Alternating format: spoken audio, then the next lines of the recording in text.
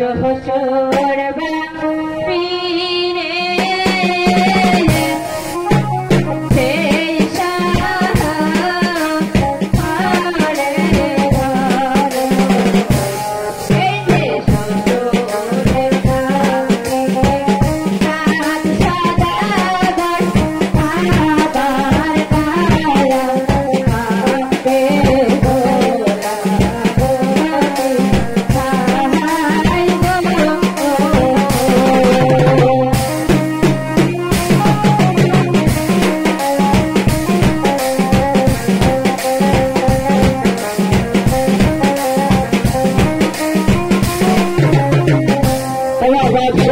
সতী ভগবান তোমার জগতে অভিযোগ 12 বছর ধরে আমি বর্ষি গোদার ঘাটে বর্ষি ফেলে বসে রয়েছি।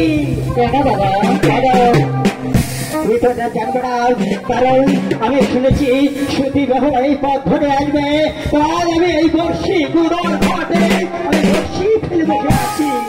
দাদা আমি তোমাকে শাদি করবো, শাদি করে নিয়ে যাবো সে আমাদের মঞ্চে মহলে, আমি তোমাকে শাদি করবো, চলে এসো। দাদা তোমার এই কথা শোনাও যে পাও কেননা আমি যে বিবাহিতা। দাদা বিবাহিতা নারী জাতি তো বহু রকম ছলনা করতে পারে, কিন্তু আমি বর্ষি গোদা কখনোই ছলনা মহি বুঝতে পারি না। আমার কাকালে আমার স্বামী রয়েছে। দাদা কাকালে তোমার স্বামী রয়েছে? ও গো নগরবাসীগণ তোমরা শুনে রাখো, সে সতী ভগবান নাকি স্বামী কাকালে রয়েছে এ কথা আমি বিশ্বাস করি না। সে ভালো হোক না কেন তোমাকে আমি ধরে নিয়ে যাবো।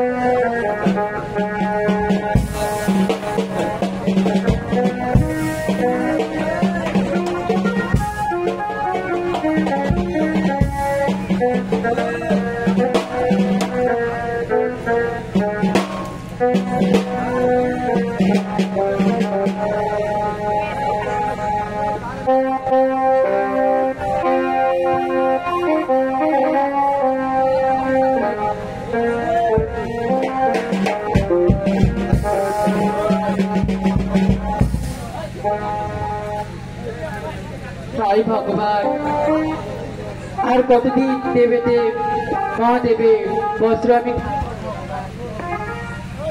কি হলো কতদিন আর খাসবো ভগবান? আমার মাথা পড়ে যাচ্ছে ভগবান, আমি আর যে পারি না ভগবান, তবুও আমাকে খাসতে হয় ভগবান। হাই ভগবান, হয়তো সামনে একটি লোক দেখা যাচ্ছে, দেখি তাকে ডেকে দেখি, সে হয়তো আমাকে বলতে পারবে দেবের দেব মহাদেবের কৈলাসে যাইতে আর কতদূর পর্যন্ত পথ বাকি রয়েছে।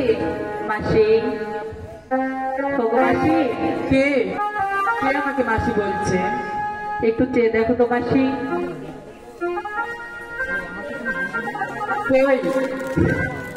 আমাকে চিনতে পারছো না মাসি? না তো বাবু, আমার তো অনেক বাপু, আমি তো তোমাকে চিনতে পারছি না বাবু। তুমি আমাকে কেমন করে চিনবে মাসি? অনেক ছোট দেখেছো তো, এই জন্য চিনতে পারছো না। আমি তোমার বন্ধু মাসি। তোমার তাই? তা বয়স হয়েছে তো বাবা, সেই জন্য বুঝতে পারিনি বাবা। তো বেহুলা, তুমি কি মন করে এসেছো? তুমি এখানে কি করছো মাসি? আমি এখানে দেবের দেব মহাদেবের বস্ত্র খাচ্ছি। বস্ত্র খাচ্ছ? হ্যাঁ মাসি, একটি কথা বলি। কি কথা? তোমার তো অনেক বয়স হয়েছে, তাই তুমি একটু আরাম করো, ওই বছরটুকু আমি কেটে দিচ্ছি। না বাবা, তুমি এতে মহাদেবের বস্ত্র খাসতে পারবে না মাসি, তোমার তো অনেক বয়স হয়েছে, তাই তুমি একটু বিশ্রাম করো, আমি বস্ত্র খেতে দিচ্ছি। বেশ, তুই যখন শুনবি না তখন এই নে।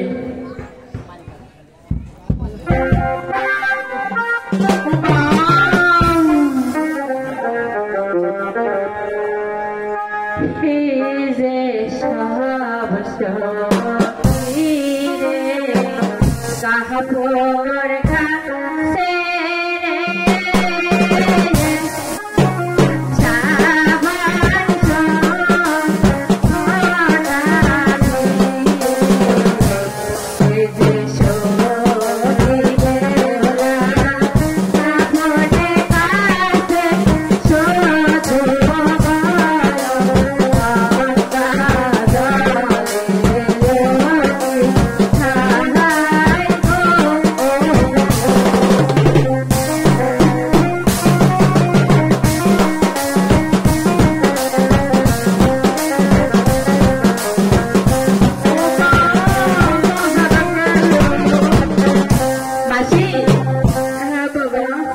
তবে নাও।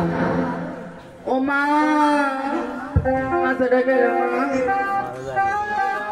মাসি, হ্যাঁ বাবা বলো। তবে চলো যাই। ও মা,